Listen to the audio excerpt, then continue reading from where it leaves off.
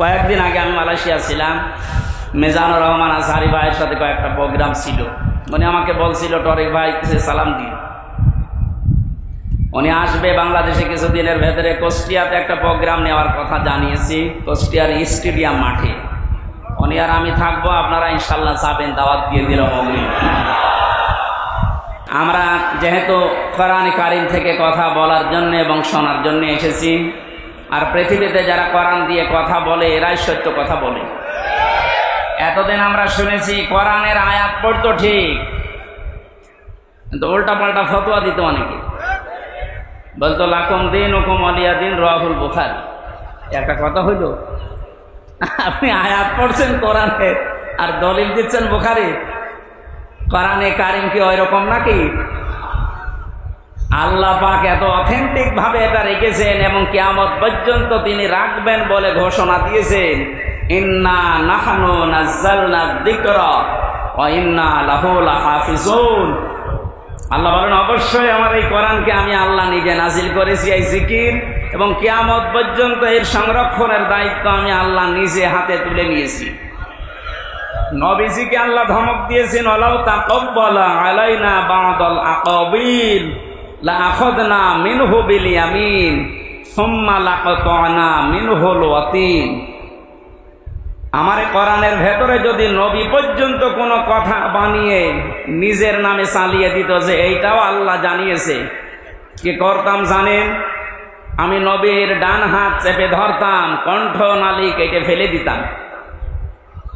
ঠিক আছে? না না, ঠিক না। আপনারা আলেম না, কিসের আলেম পড়ে? লাআখাযনা, আমি বললাম যে আল্লাহ পাক নবীজির হাত চেপে ধরতেন না, আল্লাহ নিজের হাত দিয়ে ধরতেন। এখানে ফাইল আল্লাহ নিজে, নবীর হাত ধরতেন না, আল্লাহ নিজে ধরতেন তার হাত দিয়ে। মিনহু বিল ইয়ামিন, বাম হাতের কথা দিলেন না কেন? ডান হাতের কথা দিলেন কেন? আল্লাহর বাম হাতে শক্তি কম নাকি? আমার বাম হাতে থাপ্পড় খেয়েছেন।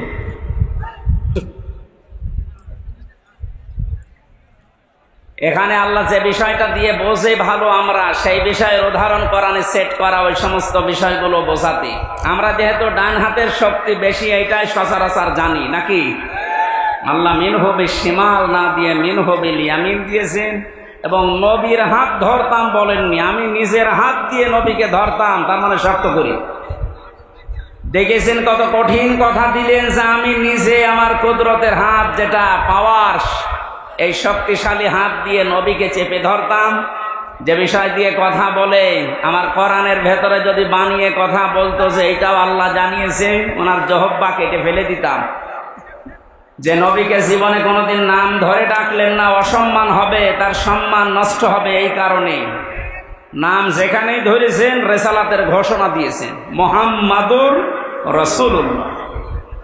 এইরকম পাওয়ারফুল সম্মানিত মানুষকে যদি বলে আপনার জহব্বা কেটে ফেলতাম, তাহলে যারা লাকুম দীনুকুম ওয়ালিয়া দীন বলে রাহুল বুখারী চালিয়ে দিচ্ছে, এদের কি কেটে ফেলা দরকার বলেন তো? আপনি কি কথা বোঝেন না আন্দাজে হাসতেছেন? এই যেন অথেন্টিক কিতাব এটা পৃথিবীতে। এই গুরুত্বপূর্ণ বিষয় আজকে শোনার জন্য যারা এসেছি, বিশ্ব নবী জানিয়েছেন, মান ক্বালা বিহি সাদাকা, যারা কোরআন দিয়ে কথা বলবে তোমাদের সামনে, তারাই সত্য কথা বলবে, কিন্তু কথাগুলো কোরআন থেকে হওয়া লাগবে। কথা বুঝতেছেন? অমান হাকামা বিহি আদালা, যারা কোরআন দিয়ে বিচার ফায়সালা করবে, এরা ন্যায় বিচার কায়েম করতে পারবে। এই যে গত 4-5 দিন আগে আমার মামলা যতগুলো ছিল সব খারিজ করে দিয়েছে, আমার কোনো দোষ পাই। আমি সহ মুফতি হারুন ইসহাক, মাহমুদুল হাসান ভাই এবং ওসামা ভাই সহ যারা আমরা ছিলাম মামলায়, সবগুলো আদালত দেখে বলছে, কি দেখে বিচার করব, কোনো মাল নেই, যা। আমি মনে হয় বলতে গেলাম আদালত প্রাঙ্গণে দাঁড়িয়ে যে, স্যার মাননীয় আদালত, এই মামলাটা আপনার কাছে আজ 3 বছর ছিল, আপনি 3টি বছরে কতবার এই মামলা পেয়েছেন, দিতে পারেননি। আজকে যে একেবারে বললেন কোনো মাল নেই, এতদিন কি মাল ছিল? অনেক বলতো যে হতো আমার হাত বাঁধা ছিল, কি ছিল? আজকে যখন হাত ওনার খুলেছে, শুধু এই বিচারপতির না, সারা বাংলাদেশের হাত আমরা এভাবে খুলে দিতে চাই। বৈষম্য বিরোধী ছাত্র আন্দোলনে যারা যোগ দিয়েছিল, যারা আন্দোলন করেছিল, তাদের যে 9টা দফা ছিল, তার 1 নম্বরে কারো হাত বাঁধা থাকবে না। এ বাংলাদেশে আমরা দেখেছি শুধু একজনের হাত খোলা ছিল, বাকি সবার হাত বাঁধা, এমনকি কাওয়া কাকু পর্যন্ত ও হাত বাঁধা। আমারে বাবা গিয়েছিল স্বরাষ্ট্র মন্ত্রণালয়ের কাছে, বলে না আমার হাত বাঁধা, তেরো চেয়ারে বসার দরকার কি? হ্যাঁ, একটা স্বরাষ্ট্র মন্ত্রী সে যদি বলে আমার হাত বাঁধা, হাত খোলা আছে কার? এ 3 বছরে জেল খাটার পরে আমি দেখেছি হাত একজনেরই খোলা ছিল। সে যাই হোক, আমরা চাই ওনার মতো হাত এই দেশে 1628 জন মানুষ এই চেয়ারে বসে আছে। 1628 জন যে চেয়ারে বসে আছে, সব হাত আমরা খোলা রাখতে চাই। আবু সাইদ যেভাবে হাত খোলা ছিল, সবার হাত এভাবে খোলা রাখতে চাই। কথা বলেন ঠিক কিনা? চুয়াডাঙ্গাবাসী এটা রেকর্ড হচ্ছে, কালকে সারা বাংলাদেশের সব আনাচে কানাচে ছড়িয়ে যাবে। আমি উদ্দেশ্য করছি এখানে 18 কোটি মানুষ আমার সামনে, সবাইকে জানাচ্ছি হাত যেমন খুলে গেছে, কিয়ামতের আগে যেন এই দেশে আর কারো হাত বাঁধা না থাকে। আগামীতে যারা আসবে তারা যেন এভাবে হাত খুলে রাখে, যেন আমরা ন্যায় বিচার করতে পারি। আর ন্যায় বিচারের জন্য এটা লাগবে, অমান হাকামা বিহি আদালা, যারা কোরআন দিয়ে বিচার করে এরা ন্যায় বিচার কায়েম করতে পারে। 53টা বছর পার হয়ে গেল, বহু বিষয় আমরা দেখেছি। আমি না দেখলেও আমার বাবা শরীফুর রহমান, শরীফুজ্জামান ভাই সহ যারা আছে, আমার তো 32 বছর, ওনারা যদি অনেক বেশি, ওনারা দেখেছে বাবা চালিয়েছিল এ দেশ কেমন লাগে দেখতে। দুর্ভিক্ষে মানুষ মারা গেছে। আজকে বাংলাদেশে মুক্তিযোদ্ধার একজন কমান্ডার, উনি ঘোষণা দিয়েছেন বঙ্গবন্ধু যার নাম আমরা শুনি, উনি মুক্তিযুদ্ধ করেননি। যেই চেতনা নিয়ে এই 16 বছর আপনি অত্যাচার করলেন ইসলামপন্থী এবং জাতীয়তাবাদ মানুষের উপরে, এই চেতনাটা সামনে নিয়ে এখন শুনছে সে নাকি মুক্তিযুদ্ধ, এটা ছিল না। এটা যে এখন ওনার বক্তব্যটা আমি এখনো সত্যতা প্রমাণ পাইনি। যদি সত্য হয় এতদিন তাহলে মিথ্যাচার করে জাতিকে আপনি যা করলেন কি জবাব দেবেন বলেন তো? জাতি তো এখন সব জেনে ফেলেছে, কথা বলেন না কেন? আমাদের এখানে একটা সতর্কের বিষয় আসতেছে। আমি 1 মিনিটের ভেতরে একটা উদাহরণ সেট করেছি, দেখেন বাস্তবের সাথে মিলিয়ে। একটা হোস্টেলে 100 জন ছাত্র থাকে, ওরা সকালবেলার মেনু খিচুড়ি ভাত, কি খিচুড়ি দেওয়া হয়। 20 জন চাচ্ছে যে খিচুড়ি থাক, আর 80 জন বলছে না আমরা খিচুড়ি চাই না। কেউ বলছে আমরা কলা পাউরুটি চাই, কেউ রোল চাই, কেউ চিড়া মুড়ি চাই, এই সমস্ত বিভিন্ন আইটেম দিয়েছে। হলের যিনি সুপার আছে উনি বলছে এভাবে তো হবে না, আমি ভোট দিলাম, দায়িত্ব দিয়ে দিলাম যে যেইটা বেশি চাবে, যদি সংখ্যায় ওইটা বেশি হয় তাহলে আমি ওইটা পাস করে দেব। এখন 20 জন তো খিচুড়ি আছেই, তারা তো আর নড়ন চড়ন নেই। আগে যা চালিয়ে আসছে 20 জন ওইটাই আছে, বাকি এখনো আছে 80 জন। ভোট দেওয়ার পরে দেখা গেল রোল যারা চায় তারা 18 জন, কলা পাউরুটি যারা চায় তারা 15 জন, যারা চিড়া মুড়ি চায় ওরা 12 জন। এভাবে সিস্টেম করতে করতে শেষ পর্যন্ত পাস হয়ে গেল ওই খিচুড়ি। কথা বুঝতেছেন? জালেম এবং জালেমদের দোসর এই বাংলাদেশে খুব বেশি হলো 20 জন। আমরা যারা দেশে শান্তি আসলে চাই তারা কিন্তু 80 জন। এখন যে সময় এসেছে ছোটখাটো কোনো বিষয় নিয়ে এসেছেই হোক ওই 20 জন বাদ দিয়ে কেউ যেন মত পার্থক্য না করে। এখন যা করবেন 15 জন হবেন, 18 জন হবেন, 12 জন হবেন, ওই 20 কিন্তু আগে যা ছিল আবার চলে আসবে। আপনি কি মনে করছেন বসে আছে? ডক্টর ইউনূস এই জন্য ঘোষণা দিয়েছে ওখানে বসে কথা বলবেন না, চুপ করে থাকেন। মামলা তো 100টা, কিসের 100? 1000-এর উপরে মামলা হওয়া দরকার। আমি কিছু না করে যদি আমার বাবাকে বলেছিল 50টা মামলা দেব, তাহলে ওরা কাজ করে তো 1000-এর উপরে মামলা খাওয়া দরকার না? এই জন্য আমাদের এই উদাহরণ থেকে শিক্ষা হচ্ছে, আমরা এখন ছোটখাটো কোনো বিষয় নিয়ে মনোমালিন্য মত পার্থক্য করলে কিন্তু এই জালেমরা উৎপত্তি আছে, ওরা এখনো সব জায়গা থেকে পাল্টায়নি। সংস্কার যখন আরম্ভ হয়েছে, যারা দায়িত্বে আছেন, প্রধান উপদেষ্টা সহ যেই কয়েকজন মানুষ আছেন, খুব তাড়াতাড়ি ইমিডিয়েটলি এই মুহূর্তে 1628টা চেয়ার আমরা পরিবর্তন চাই, কারণ এগুলো সব জালেমদের দোষ। কথা বলেন, এই যে চোপ্প মিয়া, এই চোপ্প থেকে শুরু করে যেই কয়টা ছিল জালেমদের দোসর, এই 1628টা চেয়ারের এই মুহূর্তে সকাল হতে হতে যেন শুনিতে পাল্টিয়ে গেছে। 1000-এর উপরে মানুষ জীবন দিয়ে গেল এটার জন্য, কারণ এই বৈষম্যের কারণে আজ হাজার জুলুমের শিকার হয়ে মানবতার জীবনযাপন করেছে। অনেকে বলছে আমরা মাফ করে দিলাম, হ্যাঁ তাদের ব্যক্তিগত বিষয়, কিন্তু সামগ্রিকভাবে কোনো মানুষ যদি ভিকটিম, আমরা যারা আমার মতো 3টা বছর আপনি কোন কারণে আমাকে রাখলেন, আমি যেহেতু বেকসুর খালাস পেয়ে গেছি, আদালত প্রমাণ করেছে যে আমার কোনো দোষ নেই, কথা বলেন না কেন? তাহলে একেবারে উপর থেকে শুরু করে যে লোকটা আমার মামলার আয়ু, যারা এর সাথে জড়িত, আমার মামলার যদি বাদী হুজুর হইতো, ওরে যত টাকা লাগে আমি দিয়ে 2 দিন পরে বের হয়ে আসতাম, কিন্তু মামলার বাদী তো একেবারে সরাসরি হাসিনা। মাওলানা মামুনুল হক এবং আমির হামজা, এই 2টা নাম শুনলে বলতো ফাইল উল্টিয়ে রাখ পরে। কি করেছি আমরা এত? জেলের ভেতরে আপনি যদি রাখবেন তো স্বাভাবিকভাবে রাখেন, ফাঁসির কন্ডেম ছেলে আমার রেখে দিয়েছে, আমরা 11 ঘন্টা টাঙিয়ে রেখেছিলাম। এগুলো বাড়িতে বলি নাই, আমার বাবা গ্রাম্য মানুষ, কষ্ট পাবে, কাঁদবে, এই জন্য কিচ্ছু জানি না যে বিষয়ে পেছনে হাত বেঁধে, তাও সে যে জিনিস দিয়ে বাঁধে যে ইনি তো ভুক্তভোগী, পেছনে ওনাদের সামনে বাঁধে, ওনারা তো বড় নেতা, আমাদের বেঁধেছিল পেছনে, সাথে হাত কেটে যায়, পায়ে দেয় ডান্ডা বেড়ি, চোখ কালো কাপড় দিয়ে বেঁধে মাজায় দড়ি দিয়ে টাঙিয়ে রেখেছিল 11 ঘন্টা, মনে হচ্ছে গরু টাঙিয়ে রেখেছে। আপনি কোন কারণে এটা করলেন? এটা যদি 1 দিন 2 দিন 5 দিন 10 দিন হতো, রিমান্ডের ওই 10 দিন মেনে নিতাম। মাটির নিচে নিয়ে গেলেন কোন কারণে?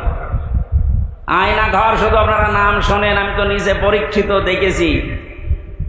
এরপরও অনেকে সাফাই গায়ে যে কি করেছে যে ওর পালিয়ে যাওয়া লাগলো, কি করেছে আপনি কেন আসেন, আপনাকে দেখাচ্ছি। তারা বলে যে কি করেছে, আমার মনে হয় তাদেরকে আয়না ঘরে 7 দিন রাখা দরকার, দেখ কি করেছে, কি করেছে এখনো টের পাও না। এই একটু শোনেন, নবীদের হাদিস হচ্ছে, কেউ যদি জেনে শুনে জালেমকে সহযোগিতা করে, সাহায্য করে, সাপোর্ট দেয়, সে নবীর উম্মত থেকে বের হয়ে যায়। এখনো পর্যন্ত আয়না ঘর দেখার পরেও যদি কেউ জালেমের সাপোর্ট দেয়, সাফাই গায়, ও নবীর উম্মত আছে? আবার বলছে ভিডিও কলে, আপা ঘাবড়াবেন না, আপনি ঘাবড়ালে আমরা নরম হয়ে যাই। কত বড় শয়তান! ওরে ধরে এত পিটানো পিটিয়েছে, এখন অনেকেই বলছে না আর কার আশায় থাকবো, যে ঘাবড়ানোর কথা সেই ঘাবড়িয়ে গেছে। আমার যতটুকু বাস্তবতা আমি দেখেছি, এদেশের 18 কোটি মানুষ যদি আপনাকে মাফ করে দেয়, ব্যারিস্টার আরমানের বউ আপনাকে মাফ করবে না, আমার ওই ছোট মেয়েটাও আপনাকে মাফ করবে না। 3টা বছর আমার থেকে 1 বছর রেখে গিয়েছিলাম, এখন 4 বছর। কেন এই কষ্ট দিলেন আপনি? যদি ব্যক্তিগতভাবে আপনার উপর রাগ থাকতো আমি মাফ করে দিতাম। আপনি তো আল্লাহর টার্গেট। জালেম যারা, এরা টার্গেট হামজার, শরীফের, কার? চুয়াডাঙ্গাবাসী ভালো করে শোনেন, এই জেলায় যারা জালেম ছিল ওরা কিন্তু শরীফের টার্গেট না, ওরা রুহুল আমিনের টার্গেট না, ওরা সরাসরি টার্গেট আল্লাহর। শব্দটা শুনতে ছোট মনে হচ্ছে। সূরা শূরা 42 নম্বর আয়াত, 25 নম্বর পারার 6 নম্বর পৃষ্ঠা 13 নম্বর লাইনে আছে, এটা ইবনে কাসিরে পাবেন। আল্লাহ পাক বলেন, ইন্নামাস সাবিলু আলাল্লাযীনা ইয়াযলিমুনান নাস, ইলা আখির আয়াত। রব্বুল আলামিন বলেন, অবশ্যই আমি আল্লাহ মামলা দায়ের করব, কেস করব তাদের বিরুদ্ধে যারা মানুষ হয়ে মানুষের উপরে জুলুম করেছে। জুলুমের সীমা ছাড়িয়ে গেলে দেওয়ালে যদি একেবারে পিঠ ঠেকে যায় তখন মানুষ আর সহ্য করতে না পেরে কাজ করে, যেটার বাস্তবতা আমার কুষ্টিয়ায় হানিফের বাড়ি ভাঙা দেখে আমি দেখেছি। একটা মানুষের ওপরে কত বড় রাগ হলে বাড়ি পর্যন্ত খুলি নিয়ে চলে যাচ্ছে। আর একজনকে দেখলাম ঝিনাইদহ উলঙ্গ করে পিটিয়ে মেরে টাঙিয়ে রেখে থাক। হিরণ হিরণ এটা শুধু মানুষের শত্রু ছিল না, আল্লাহর শত্রু ছিল। আমি বাস্তবে দেখেছি ঝিনাইদহতে যেখানেই কোরআনের অনুষ্ঠান হতো ও যে প্রশাসন দিয়ে বন্ধ করে দিত। আল্লাহ এমন শাস্তি দিয়েছে পৃথিবীর ইতিহাস হয়ে আছে হিরণ।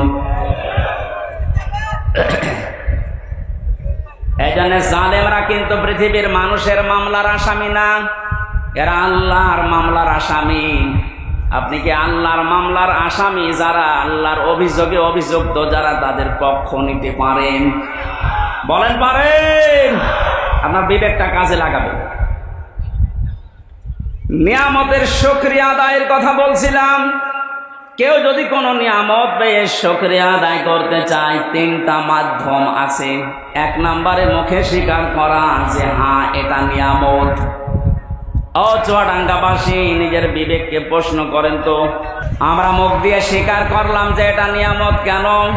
বাস্তবে দেখেছি এই যে বিশাল অনুষ্ঠানটা কোরআনের কথা শোনানো হবে বলে ওরা সাজিয়েছে, এই অনুষ্ঠানটা আগস্টের 5 তারিখের আগে যদি কেউ করতে চাইতো 10 জায়গায় অনুমতি নেওয়া লাগতো। 6 তারিখ, 7 তারিখ, 8 তারিখে একটা ঘোষণা এসে গেছে ডক্টর মোহাম্মদ ইউনূসের পক্ষ থেকে। অন্যান্য ধর্মের মানুষেরা যেভাবে তাদের ধর্মীয় অনুষ্ঠান পালন করে, এদেশে মুসলমানেরা কোরআন প্রচার করবে, কোনো মহারথীর অনুমতির প্রয়োজন আর নেই। এটা নিয়ামত না? কত বড় নিয়ামত আপনি জানেন? কয়েকদিন আগে বাংলাদেশ জামাত ইসলামী কুষ্টিয়া জেলা শাখার উদ্যোগে ওরা কুষ্টিয়া জেলার প্রায় 550 আলেমকে দাওয়াত দিয়েছিল একটা সেমিনারে। সব ঘরানার আলেমরা ছিল। 3.5 ঘন্টা থেকে 4 ঘন্টা সেখানে আলোচনা করেছে কোরআনের উপরে, হাদিসের উপরে। আপনি একটু ভাবেন তো, এটা যে 550 আলেম এক জায়গায়, আগস্টের 5 তারিখের আগে এত মানুষ না, 5 জন আলেম এক জায়গায় হলে 10টা মামলা হয়ে যেত। এত বড় নিয়ামত আল্লাহ যাদের মাধ্যমে দিলেন, শহীদ আবু সাইদ, শহীদ মুগ্ধ সহ, রায়হান সহ, ইয়ামিন সহ যারাই 1000-এর উপরে শহীদ হয়েছে, আল্লাহ তাদের শাহাদতের সর্বোচ্চ মাকাম যেন পৌঁছিয়ে দেন। বলেন আমিন। আমরা স্বীকার করছি যে মুক্ত জীবন এটা নিয়ামত, কিন্তু এদেশের ওই যে 20% এখনো পর্যন্ত স্বীকার করছে না। গতকালকের একটা ভিডিও, সে এখনো পর্যন্ত জালেমের সাফাই গাচ্ছে যে না, উনি কি কিছু করেনি দেশের জন্যে? করিস। একটা রাস্তা বানাতে যদি 2 কোটি টাকা খরচ হয়, 3 বার বাজেট করে 9 কোটি টাকা খরচ করিস। 2 কোটি খরচ করে 7 কোটি আল্লাহর রাস্তায় নিয়ে চলে গেছে। এটা আল্লাহর রাস্তায় নিয়ে গেছে বললাম কেন? ওই দরবেশের কারণে। দরবেশ কত টাকা আত্মসাৎ করেছে দেখেছেন? 36,000 কোটি। আপনি জীবনে যদি গণনা করে তো জীবন শেষ হয়ে যাবে। দরবেশের যদি এই হাল হয়, যেগুলো ধরবেশ, ওগুলোর অবস্থা কি? আমার মনে হয় পালিয়ে যারা গেছে এদের টাকা পয়সাগুলো ডক্টর ইউনূস ঘোষণা দিয়েছে এগুলো সব ফিরিয়ে আনা হবে। তাড়াতাড়ি করেন, সবগুলো ফিরিয়ে নিয়ে আসেন। শুধু ফিরিয়ে নিয়ে আসা না, যারা টাকা পয়সা আত্মসাৎ করেছে, বেগম পাড়া বানিয়েছে, এদের স্ত্রী সন্তান পুত্র যা আছে সব রাষ্ট্রের কাজে লাগান। টাকা পয়সাগুলো নিয়ে এসে আপনি একটু দেশের মানুষের কাছে দেন, দেখেন দেশটা দাঁড়িয়ে যাবে। কোনো অভাব নেই এদেশে, অভাব শুধু সুষ্ঠু বন্টনে। এই সুষ্ঠু বন্টন যেন হয়, আমরা এরকম মানুষকে এখন সামনে চাই। কথা বলেন ঠিক কিনা? ওনার যখন বলল যে আমার 2টা ছেলে হাফেজ আলেম হবে, আমার মন হৃদয় ভরে গেছে। এরকম মানুষকে আপনি দায়িত্ব দেবেন, যে মানুষগুলো কোরআনে কারিম নিজে পড়ে, সন্তানকে পড়ায়। আমি এর আগে শুনেছিলাম যে ওনার ভাই, যে টরিক ভাই নাকি, উনি একটা মাদ্রাসা অলরেডি নিজে একা একা চালায় এবং চুয়াডাঙ্গার ভেতরে ওইটা নাকি একটা মডেল। কয়েকদিন আগে আমি মালয়েশিয়া ছিলাম, মেজানুর রহমান আজহারি ভাইয়ের সাথে কয়েকটা প্রোগ্রাম ছিল। উনি আমাকে বলছিল টরিক ভাই কিছু সালাম দিয়ে, উনি আসবে বাংলাদেশে কিছুদিনের ভেতরে। কুষ্টিয়াতে একটা প্রোগ্রাম নেওয়ার কথা জানিয়েছি, কুষ্টিয়ার স্টেডিয়াম মাঠে। উনি আর আমি থাকবো, আপনারা ইনশাল্লাহ যাবেন, দাওয়াত দিয়ে দিল মগরিব। চুয়াডাঙ্গাবাসী 100 জনের 80 জন আমরা এখন স্বীকার করে নিলাম যে হ্যাঁ এটা আমাদের জন্য নিয়ামত, কিন্তু ওই জালেমরা তারা এখনো পর্যন্ত স্বীকার করে না যে এই স্বাধীনতা এটা নিয়ামত। কথা বলেন না কেন? তাহলে নিয়ামত পাওয়ার পরে আমরা যারা 80% শুকরিয়া আদায় করলাম, মুখ দিয়ে স্বীকার করছি যে হ্যাঁ এটা নিয়ামত, 20% যারা আছে এখনো পর্যন্ত স্বীকার করছে না। আপনি মাঝে মাঝেই দেখবেন ওরা নতুন নতুন ইস্যু তৈরি করে এই 20 জন বিশৃঙ্খলা তৈরি করছে। প্রথমে ওরা অমুসলিমদেরকে দিয়ে চেষ্টা চালিয়েছিল সংখ্যালঘু নাম দিয়ে। জামাতে ইসলামের কেন্দ্রীয় আমির যিনি ডাক্তার শফিকুর রহমান ঘোষণা দিয়েছেন এই বাংলাদেশে কোনো সংখ্যালঘু সংখ্যাগুরু নেই। সুতরাং এই ইস্যু তুলে যারা মানুষের ভেতরে বিদ্রোহ তৈরি করতে চাচ্ছেন তাদের হালে পানি নেবে না ইনশাআল্লাহ। ন্যায় নেই, পৃথিবী বুঝে গেছে না এটা ওদের দুর্বিসন্ধি। এরপরে ওরা আস্তে আস্তে চালিয়েছিল প্রধান বিচারপতিকে দিয়ে দেশটা অস্থিতিশীল করতে, ছাত্রদের সামনে ধরা পড়ে গেছে। এরপরও যখন পারে নাই চেষ্টা চালিয়েছে আনসার দিয়ে। কিসের আনসার? 42,000 আনসার নিয়োগ হয়েছে এই দেশে এই 9 সাল থেকে শুরু করে 24 সাল পর্যন্ত। তার 32,000 সবগুলো গোপালগঞ্জে। 42,000-এর 32,000 যদি গোপালগঞ্জের হয়, বাকি 63 জেলার মানুষ আমরা ঘাস কাটছি। দুর্নীতির কোন জায়গায় পৌঁছিয়েছিল আপনি চিন্তা করেন? এই দেশের জাতীয় মসজিদের ইমাম পর্যন্ত পালিয়ে গেছে। ইমাম সাহেবও যদি পালিয়ে যায়, আর কোন জায়গা বাকি আছে বলে আপনার মনে হচ্ছে? কোন জায়গা ফাঁকা নেই, সব জায়গা ওগুলো একেবারে পরিপূর্ণ হয়ে গেছে। আল্লাহর কোরআন জানিয়েছে লিয়াজদাদু ইসমা, আল্লাহ ওদের পাপ এমন ভাবে পরিপূর্ণ করে দিয়েছে যে জায়গা যখন আর খালি নেই, ওয়ালাহুম আযাবুম মুহিন, তখন ওদের অপমানজনক শাস্তি ঢেলে দিয়েছে। এর বাস্তব প্রমাণ এই কালামানি, ওর বিসি পর্যন্ত উড়ে গেছে। বলেন আর কি বাকি থাকে? এটা বিচারপতি, তাও সুপ্রিম কোর্টের, এত বড় শয়তান ছিল, ওর কথা বললেই শুধু মুসলমানদের, ইসলামের আর কোরআনের। আর একজন বলতো, পরে দেখলাম একজন কিক মেরেছে আদালতে, এমন একটা লাথি দিয়েছে, জালেমদের আমার মনে হয় এর চাইতে অপমান আর নেই। দরবেশের যে অপমান আমরা দেখেছি, দাড়ি কেটে নম হয়ে গেছে। প্রথমে যে শয়তানকে ধরেছিল, ওই শয়তান বলছে আমারে একা নেবেন, মানে ওই যে দরবেশ। দরবেশ কোনটা? ওই যে সালমানের রহমান। আপনি চিন্তা করেন কোথায় নামিয়েছে অপমানের আর কোন জায়গায় এই দেশে জালেমদের বাকি নেই। কথা বলেন ঠিক কিনা? এ ধরা ধরেছে কে? 20% মানুষ এখনো স্বীকার করেন না আপনারা। এই জন্য নতুন নতুন করে আপনারা কু তৈরি করছেন। প্রধান বিচারপতিকে দিয়ে একবার চেষ্টা চালিয়েছে, পারে নাই। আনসারদেরকে দিয়ে চেষ্টা চালিয়েছে, ওটাও পারে নাই। যারা দায়িত্বে আছেন এদেশের এখন আহ্বান জানাবো, কিসের আনসার? পুলিশ ছাড়া যদি দেশ চলতে পারে, আনসার ছাড়া এক আর দুই। এ বাহিনী বিলুপ্ত করে দেন, কোনো দরকার নেই। আনসার নাম নিস, আনসার মানে সাহায্য করে। কিসের সাহায্য করেন আপনি? যেই কয়টা ধরা পড়েছে সবগুলো বলছে আমাদেরকে মাঠে নামিয়েছে এই সাহায্য করার জন্য। ওরা এরপরে ডাক্তার লাগিয়েছে, পারে না। এরপরে গার্মেন্টস কর্মীদেরকে লাগাচ্ছে সামনে, এটাও পারবে না। ওদের যা চরিত্র আমি মনে হয় দেখতে পাচ্ছি, গোয়ালন্দ ঘাটের এই মেয়েদেরকে ওরা নামাবে। আর কি বলবো বলেন? এ চাইতে নিচু শব্দ ওরা জানা নেই, কারণ ওদের চরিত্রের দিকে তাকিয়ে বললাম এত নিচে নামতে পারে। জেলখানায় মানুষ এমনিতেই থাকে অসহায়, গিয়াসউদ্দিন মামুন এবং অপু ভাই আর আমি এক জায়গায় ছিলাম। আমাদের তিনজনকে টার্গেট নিয়েছিল যে সিসি ক্যামেরা লাগিয়ে দাও। ওই উপর থেকে শয়তান দেখতো, ওদের সাথে কেউ আমাদের সাথে কেউ কথা বললে তাড়াতাড়ি করে ওকে কল দিয়ে বলতো ওদেরকে তাড়াতাড়ি আলাদা কর। এমনিতেই আসি ফাঁসির কন্ডেম ছেলে, এরপরে 24 ঘন্টা তালা লাগান, এরপরে সামনে কারারক্ষী বসা, এরপরে যোগাযোগ বিচ্ছিন্ন, এরপরে যদি সিসি ক্যামেরা লাগিয়ে থাকে বলেন তো কেমন লাগে? সুতরাং আমাদের উচিত, আমরা যেহেতু নিয়ামতের শুকরিয়া আদায় করার জন্য আয়াতটা পড়লাম, আমরা স্বীকার করছি 80% মানুষ যে আমরা আসলে এখন একটা নিয়ামত পেয়েছি। 2 নম্বরে মনের ভেতরে একটা আলাদা শান্তি লাগবে, যেটা আমার লাগে, আপনাদের লাগছে না? 3 নাম্বারটা কি? নিয়ামতের শুকরিয়া আদায় করার জন্য 3 নাম্বার, আল্লাহ পাক বলেন যে নিয়ামতটা পেয়েছো এটা পৌঁছিয়ে দাও জায়গা মতো।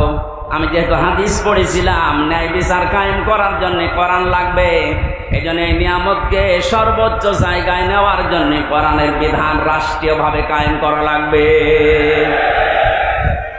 বাবার কথা বলছিলাম, উনি চালিয়েছেন, স্বামীও চালিয়েছে দেশ, বউও চালিয়েছে, চাচা চালিয়েছে, জোর করি প্রত্যেকেই তো চালিয়েছে দেখলাম।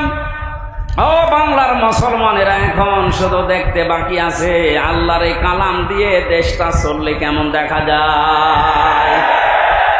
এইটা দিয়ে বাংলার সংসদ চলো, কারা চান দেখে? লিল্লাহি তাকবীর।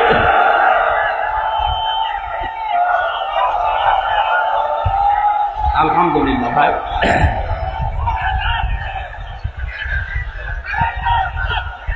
ঠিক আছে,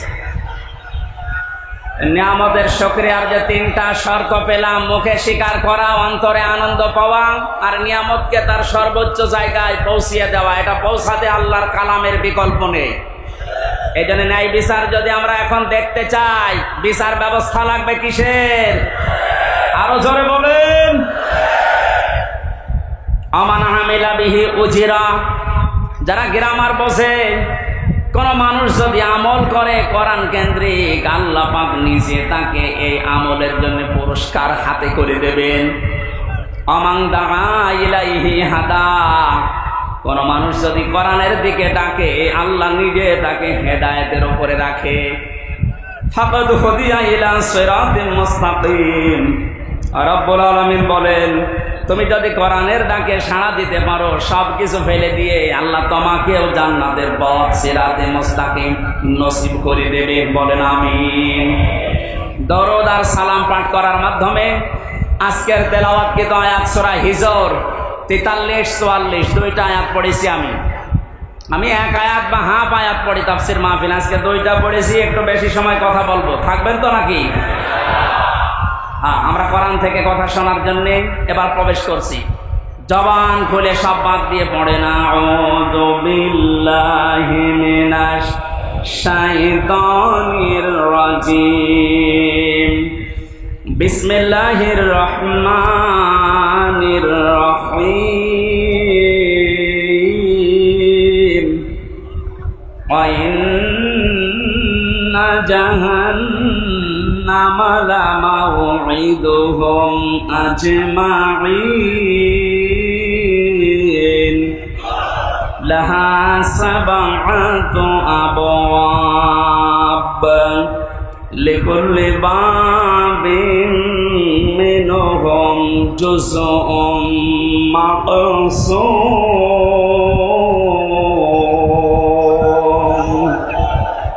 সাদাকাল্লাহুল আযীম। সূরা হিজর কোন সূরা? 99টা আয়াত আছে। আসলে প্রচন্ড গরমে তো এত ফ্যান চলছে, এরপরও আমার কষ্ট হচ্ছে, আর আপনারা এত গরমে বসে আছেন। শেষ করে দেব নাকি? যাক, কিছু মানুষ চলে যাক, একটু ফাঁকা হোক। যাক, কিছু মানুষ চলে যাক, কিছু মানুষ চলে যাক, কিছু চলে যান, রাস্তায় শুনতে শুনতে যান। ভাই, ওই যে শরীফ ভাই চলে গেল, ওনার মতো চলে যান। যান যান যান, কিছু মানুষ চলে যান, আমরা একটু আরামে কথা বলি। যান। সুবহানাল্লাহ, আলহামদুলিল্লাহ, লা ইলাহা ইল্লাল্লাহ, সুবহানাল্লাহ আলহামদুলিল্লাহ লা ইলাহা ইল্লাল্লাহ লা ইলাহা ইল্লাল্লাহ মুহাম্মাদুর রাসূলুল্লাহ। আমার ভাইরা, সূরা হিজরের শেষ নাম্বার আয়াতে আল্লাহ আমাদেরকে জানিয়েছেন ওয়াবুদ রাব্বাকা হাত্তা ইয়াতিয়াকাল ইয়াকিন। হে নবী, আপনি আপনার রবের ইবাদত করেন ওই দিন পর্যন্ত যতক্ষণ আপনার কাছে ইয়াকিন না আসে। এখানে ইয়াকিন শাব্দিক অর্থ হচ্ছে মউত। তাফসিরে মুফাসসির লিখেছেন ফি জিলালিল কোরআনি, ইয়াকিন মানে এখানে আল্লাহ মউতকে ইন্ডিকেট করেছেন। সুতরাং আমাদের ইবাদত করা লাগবে 2 দিন, 5 দিন, 10 দিন না, একেবারে মরণ পর্যন্ত। কথা বলেন ঠিক কিনা?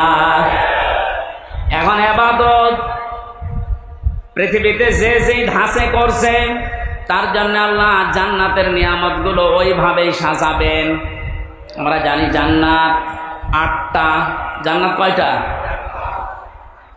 জান্নাত মূলত একটা, এর স্তরগুলো আল্লাহ সাজিয়েছেন 8টা। আমরা প্রসারিত জানি, কিন্তু কোরআনে কারিমে আল্লাহ জান্নাতের স্তর সাজিয়েছেন 100টার উপরে।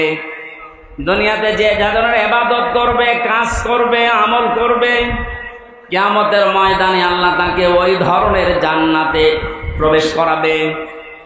সিস্টেম অপর পৃষ্ঠায় দেখুন, যেই মানুষরা দুনিয়াতে যে ধরনের অপরাধ করবে, গুনাহ করবে, পাপ করবে, আল্লাহ পাক কিয়ামতের ময়দানে তাকে ওই ধরনের জাহান্নামের দরজা দিয়ে প্রবেশ করিয়ে শাস্তি দেবেন। জাহান্নামের বর্ণনা কোরআনে কারিমে আয়াত অনুযায়ী আল্লাহ বলেন লাহা সাবআতু আবওয়াব। এর আগে যেহেতু জাহান্নামের আলোচনা চলছিল, এই জন্য দ্বারা আল্লাহ জাহান্নামকে ইঙ্গিত দিয়েছেন। জাহান্নাম আল্লাহর কাছে একটা, এর দরজা স্তর যাই বলেন 7টা।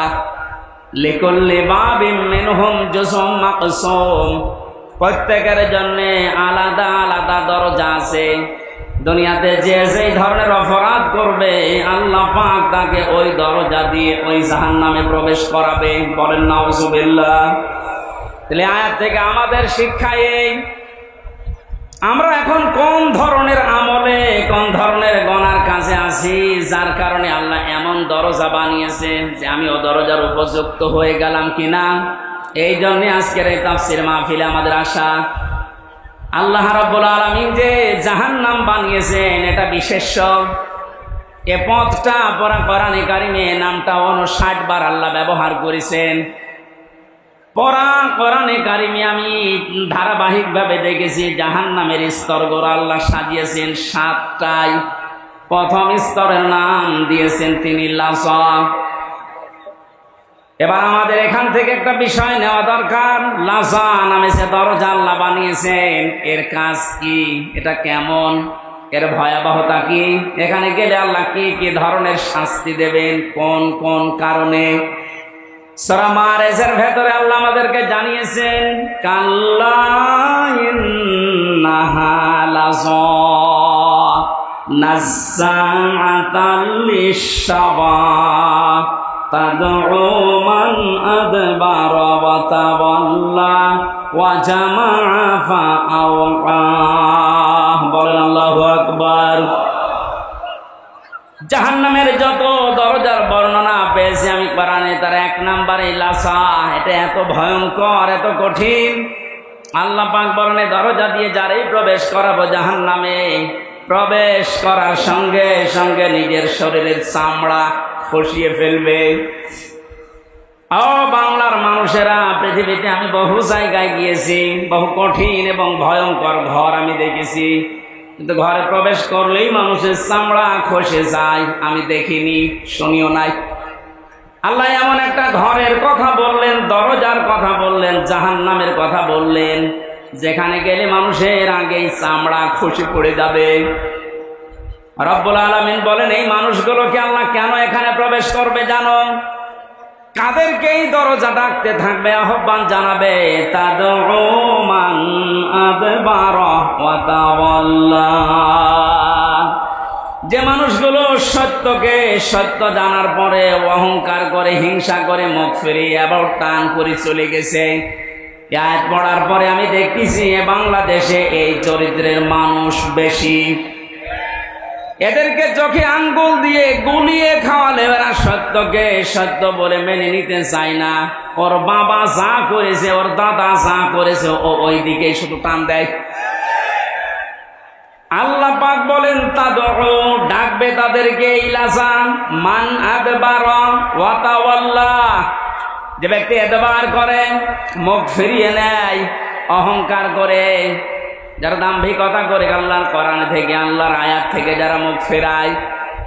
কোরআনে কারিমে আয়াতের ব্যাখ্যায় আমি আর একটা আয়াত পেয়েছি, ইন্নাল্লাযীনা কাযযাবু বিআয়াতিনা ওয়াস্তাকবারু আনহা লা তুফাত্তাহু লাহুম আবওয়াবুস সামা ওয়ালা ইয়াদখুলুনাল জান্নাহ ইলা আখিরি আয়াত। সূরা আরাফের 41-40 নম্বর আয়াতে আল্লাহ জানিয়েছেন, নিশ্চয় যারা আমার আয়াতকে মিথ্যা মনে করে, মিথ্যা প্রতিপন্ন করে এবং কথা শোনার পরে যারা মুখ ফিরিয়ে অহংকার করে চলে যায় আমার কোরআনের সাথে, এই মানুষগুলোর প্রথম শাস্তি হচ্ছে লা তুফাত্তাহু লাহুম আবওয়াবুস সামা। এদের জন্য আকাশের কোনো দরজা খোলা হচ্ছে না, হবে না। বাংলার মুসলমানেরা, মুসলমান নাম নিয়ে যারা কোরআনের কথা শোনার পরে যারা মিথ্যা মনে করে যে না এগুলো মনে হয় আল্লাহ দেয়নি, হামজা বানিয়ে বলতে পারে, আবার শোনার পরে যারা অ্যাবাউট টান করে মুখ ফিরে অহংকার করে চলে যান, তাদের জন্য কিন্তু আকাশের সব দরজা বন্ধ। প্রশ্ন আসতে পারে, দরজা খোলা বন্ধ এ আমার কি দরকার? না, আজরাইল যখন মানুষের জান কবজ করবে সঙ্গে সঙ্গে ওইটা নিয়ে কিন্তু আকাশেই উঠবে। কোথায়? আল্লাহ এক বচন যদি দিতেন যে বাব, তাহলে একটা দরজা বন্ধ থাকতো। আল্লাহ আবওয়াব দিয়েছেন বহু বচন। কোরআনের কথা শোনার পরে যারা অহংকার করে চলে যাবেন, মরণের পরে আপনার একটা দরজাও আপনি খোলা পাবেন না, সব দরজা আপনার জন্য বন্ধ। তো ফাত্তাহু এটা মজারে, বর্তমান, ভবিষ্যৎ, প্রেজেন্ট, ফিউচার। সুতরাং এখন যারা আল্লাহর আয়াতের সাথে এই আচরণ করছেন তাদের আমল আকাশে ওটা বন্ধ হয়ে গেছে, কোনো দরজা খোলা নেই।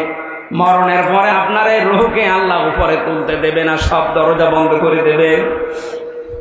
বিবেক থাকলে ভাবেন তো কত কঠিন বিষয় এটা। দুনিয়ায় এতটুকু বিপদে আজ হাজারো মানুষ নিজের দলের বিপক্ষে কথা বলতেছে, আর কিয়ামতের এই কঠিন ময়দানে সব দরজা আপনার জন্য আল্লাহ বন্ধ ঘোষণা দিয়ে দিল। ওয়ালা ইয়াদখুলুনাল জান্নাহ, এরা কোনোদিন জান্নাতে যাচ্ছে না, যাবেও না। আল্লাহ একটা উদাহরণ সেট করেছেন, হাত্তা ইয়ালিজাল জামালু ফি সাম্মিল খিয়াত, যতদিন পর্যন্ত সূচের ছিদ্র দিয়ে উট প্রবেশ করে যেতে না পারে। চুয়াডাঙ্গাবাসী কোনোদিন কল্পনা আসে এটা যেটা দিয়ে উট যেতে পারে? কথা বলে না কেন? এটা যেমন অসম্ভব, আল্লাহর কোরআনের কথা শোনার পরে বিশ্বাস হতে চায় না, অহংকার করে চলে যাচ্ছেন, আপনার জন্য জান্নাতে যাওয়া ওই রকম অসম্ভব। ওয়াকাযালিকা নাজজিল মুজরিমিন, আল্লাহ বলেন পাপিষ্ঠদেরকে এইভাবে আমি শাস্তি লাগাবো। শাস্তির ধরন দিয়েছেন এখানে, লাহুম মিন জাহান্নামা মিহাদু ওয়া মিন ফাওকিহিম গাওয়াশ ওয়াকাযালিকা নাজজিজ যালিমিন। এই চরিত্রের মানুষকে শুধু কবরে রাখতে দেরি, আল্লাহ জাহান্নামের চাদর উপরে বিছিয়ে দেবেন। আজ আমরা দেখি এই মানুষগুলো মারা গেলে এদের কবরে ফুল দেওয়া হয়, এদের কবরকে পাকা করা হয়, টাইলস লাগানো হয়, মোজাইক পাথর দেওয়া হয়। কথা বলেন না কেন? আল্লাহ পাক বলেন এই আয়াতের সাথে যাদের জীবন চরিত্রের মিল আছে, উপরে যদি ফুলের পাহাড় তৈরি করে দাও, নিচে আগুন লাগিয়ে দেব। এখনো হুঁশ আসে না আপনার? সারাটা জীবন কোরআনে কারিমের বিপক্ষে অবস্থান নিয়েছে। কোরআনের কথা শুনলে যারা অনুমতি দিতে চায় না, বাধা দিয়েছে। আমি নাম ধরে বলছি, এই টোটন মিয়া। আজকের যে দ্বিতীয় মেহমান মাওলানা হোসাইন, ওর বাড়ি আলমডাঙ্গাতে। আমি জেলখানা থেকে বের হওয়ার পরেই এই 6 মাস আগেও একটা মাহফিল নিয়েছিল আমার।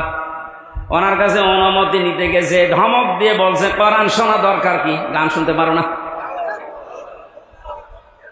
কোরআনের ব্যাপারে এই কথাও যেই দিন বলেছে সেই দিন থেকেই ও বেঈমান। ও যদি মারা যায় ওর জানাজা জায়েজ নেই, ওরে কবরে দেওয়া জায়েজ নেই, ওরে পুড়িয়ে ফেলা লাগবে। কারণ ও তো এমনিতেও জাহান্নামে যাবে, অমনিতেও জাহান্নামে যাবে। এটা আমি বানালাম। হ্যাঁ, সূরা আরাফ 8 নাম্বার 9 নাম্বার পারায়, 8 নাম্বার পারায়, 8 পারায় আছে 14 নাম্বার পৃষ্ঠার 7 নাম্বার লাইনে 40 নাম্বার আয়াত। এটা যত তাফসির আছে বাংলাদেশে আপনি খোলেন, একটাই কথা লিখা আছে, কোরআনের কথা শোনার পরে যাদের বিশ্বাস হয় না, অত অনুমতি দিতে পারতো যে ঠিক আছে কোরআন থেকে কথা বলবে, অসুবিধা নেই। একটা হিন্দুর কাছে গেলে পর্যন্ত সে একটু না একটু বিবেচনা করে। আর কিসের মুসলমান দাবি করে? ও সরাসরি ঘোষণায় দিয়ে দিয়েছে কিসের কোরআন, গান শুনতে পারো না। এই মানুষগুলো মারা গেলে কবরে আপনি যতই ফুলের পাহাড় তৈরি করেন, নিচে আল্লাহ আগুন লাগাবে। এ আয়াতে প্রমাণ। শুধু আগুন লাগাবে না, জাহান্নামের চাদর দিয়ে আল্লাহ ঢেকে দেবে। কথা বলেন ঠিক কিনা? ওয়াকাযালিকা নাজজিজ যালিমিন। আল্লাহ এইভাবে করে জালেমদেরকে একটার পর একটা শাস্তি দিতে থাকবে। আল্লাহ যদি শুধুমাত্র যে শাস্তি দিয়ে শেষ এতটুকু বলতেন, আমি আয়াতটা পড়তাম না। জালেম মারা যাওয়ার পর থেকেই শুরু, কতদিন পর্যন্ত ওর কবরে হাসরে জাহান্নামে শাস্তি হতে থাকবে আল্লাহ বাদে কেউ জানে না। এজন্য আমাদের এখান থেকে সাবধান হওয়া দরকার, আমরা যেন কেউ জালেম হয়ে না যাই। দুঃখজনক বিষয়, বাংলাদেশটা দ্বিতীয়বার স্বাধীন হওয়ার পরে আমরা কয়েকদিনে 6, 7, 8, 9, 10 এই 4-5 দিনে অনেক জালেমকে নতুন করে জুলুম করতে দেখেছি। না, আপনি ঠিক করেননি, আপনি থামেন। এক জালেমের হাত থেকে যদি আর এক জালেমের হাতে আমরা পড়ি, 1000 মানুষ জীবন দিল কোন কারণে? এখনো 2700 মানুষ বেডে, হাসপাতালের বেডে এখনো কাতরাচ্ছে। এই জন্য এগুলো যারা করছেন আপনি থামবেন। আমরা এক জালেম থেকে আর এক জালিমের হাতে যেতে চাই না, আমরা এই দেশটা তুলে দিতে চাই কোরআনের হাতে। এ বিষয়ে কারো মত পার্থক্য আছে? কারা কারা জানের হাতে দিতে দেখে? লিল্লাহে তাকবীর।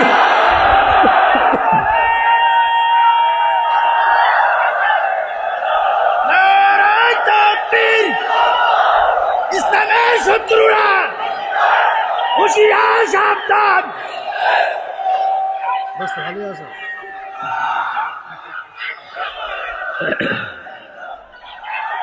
চুয়াডাঙ্গাবাসী,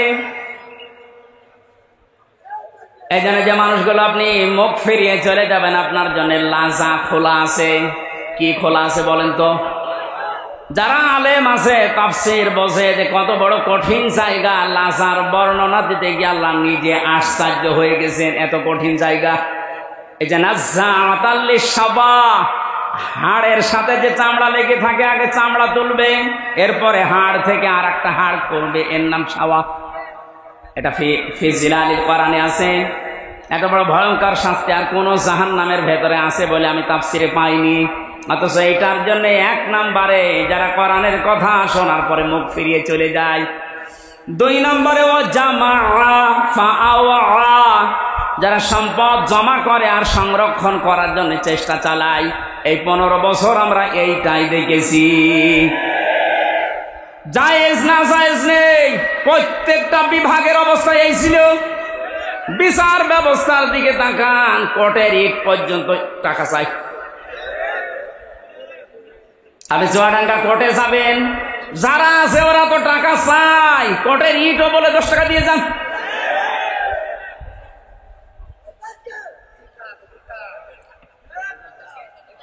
আমি প্রথম যখন গ্রেপ্তার হয়েছিলাম সেই 11 সালে, আমরা যখন থানা থেকে ছেড়ে দিল, ওখানে যে দাঁড়িয়ে আছে গেটে, বলছে টাকা দেন।